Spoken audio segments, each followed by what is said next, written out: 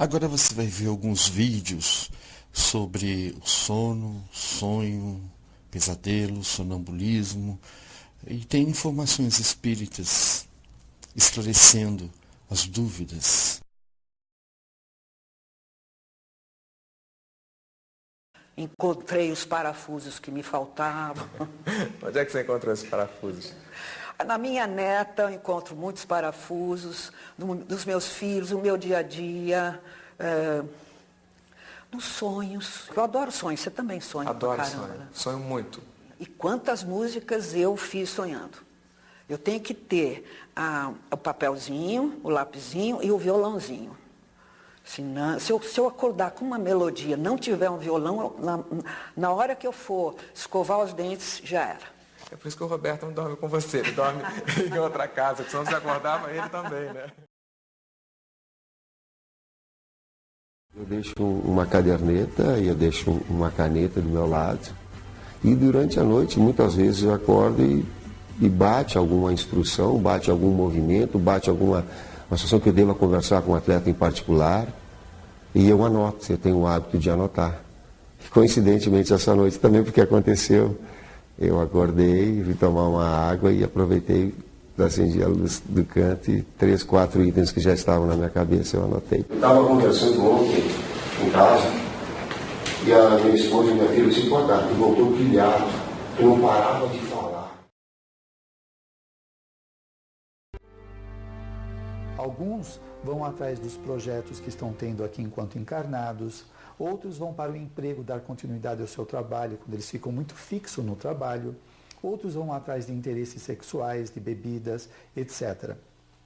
Como outros tantos vão participar de cursos extrafísicos, de universidades, eles vão participar de assistência espiritual, vão socorrer recém-desencarnados ou pessoas que estão sofrendo. E quando o indivíduo volta para o corpo, depois dessa experiência, como o cérebro ele não comporta a multiplicidade das experiências extrafísicas, ele faz uma redução e transforma tudo em símbolo. O espiritismo, em par com a ciência, como ciência do espírito que é, nos ajuda a ampliar esses conteúdos, mostrando que esses sonhos eles revelam não só o nosso passado, sinalizam para o futuro, mas de que também eles falam das nossas conexões no mundo espiritual. Por isso, nós podemos valermos do sonho para nos conectar com o nosso anjo de guarda, nos preparando para dormir, orando. Às vezes a situação está difícil na vida, estamos em crise, para sairmos do corpo e podermos ter interlocuções, diálogos fecundos com os bons espíritos.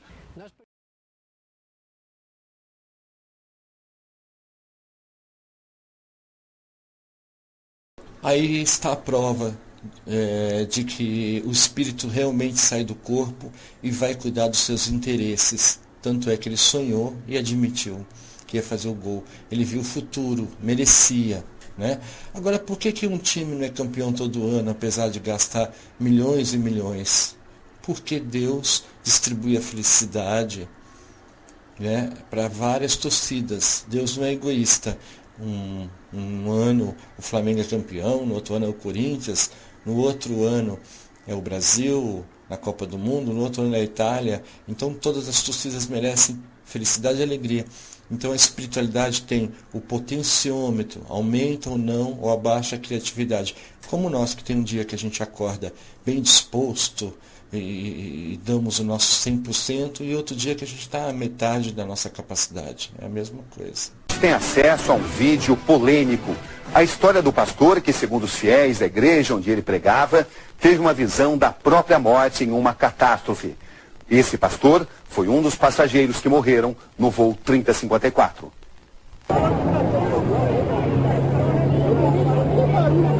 Vidas mortas, dilaceradas pelas forças de Satanás, eram enrolados, pastor Reuel, em um invólucro escuro. A tragédia do voo 3054. Você é um rabisco, você Entre os passageiros, esse eloquente pastor evangélico.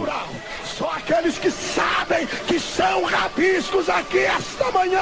Aqui fundamentado na sua. O nome dele é Luiz Antônio Rodrigues da Luz. Atuava principalmente em cidades como Camboriú e Porto Alegre. Emocionados, os fiéis da igreja acreditam que o pastor Luiz previu a catástrofe e sua própria morte. Porque ele falou que ele ia estar com Deus, que ele ia estar junto de Deus e que ninguém ia se preocupar, que ele ia estar no lugar melhor. O vídeo é gravado em abril desse ano.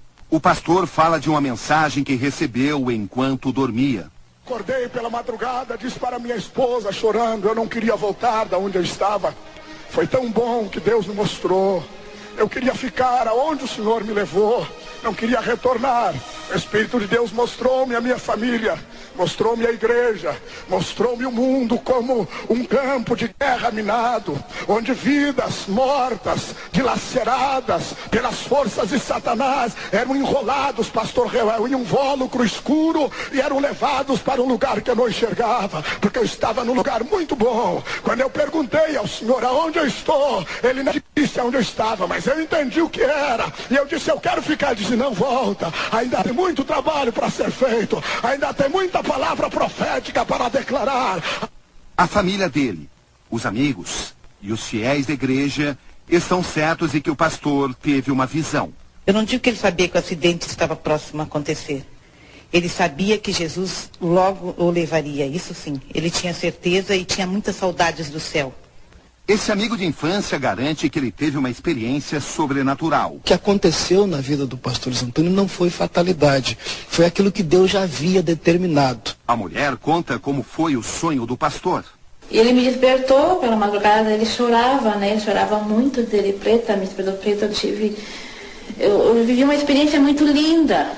Aí eu disse, aí eu perguntei, tu está desesperado? Ele, não estou desesperada, estou chorando porque é uma emoção muito linda. Onde eu estive é um lugar lindo demais e de lá eu não queria voltar. Eu lembro-me de uma senhora que sonhou com o World Trade Center sendo alvejado. Alguém o chamava para a janela e mostrava, olhe, e ela via as torres sendo alcançadas pelas aeronaves.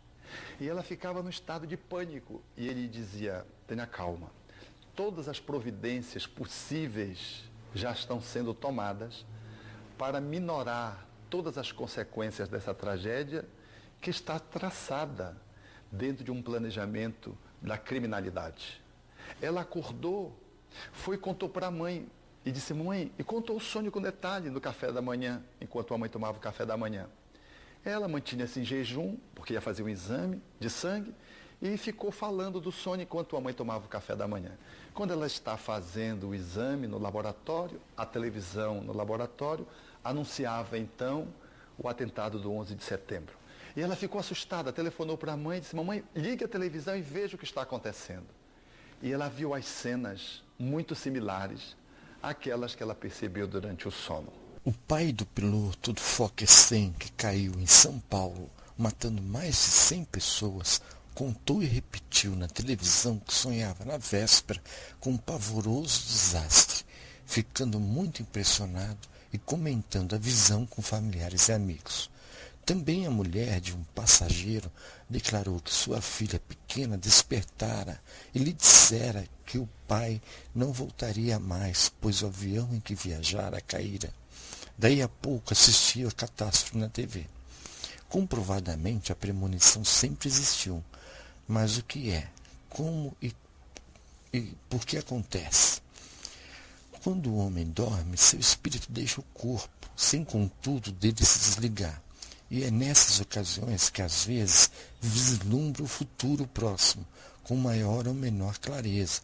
Ao despertar, imaginará tratar-se de um sonho ou pesadelo.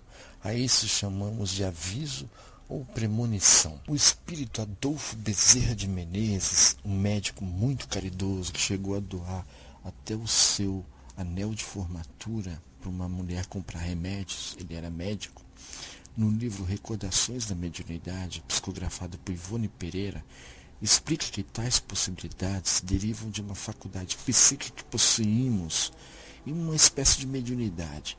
A premonição não existe no mesmo grau em todas as criaturas, embora seja uma disposição comum em qualquer ser humano. Quanto mais você se espiritualiza, mais faculdades afloram. Abaixo do vídeo há muita informação em texto, tanto na parte 1, 2, 3, você pode ir lendo e vendo as partes. Se não quiser assistir os vídeos, você pode ir apenas lendo e se informando.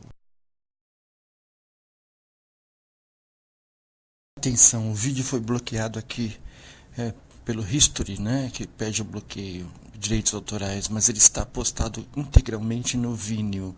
Clique no link abaixo, na parte de texto, e vai assistir completamente o vídeo lá. Ou veja as partes aqui, que tem muito texto, né? Se você quiser ler os textos, ou me peça por e-mail, que eu te envio todos os textos sobre o sonho. Um abraço.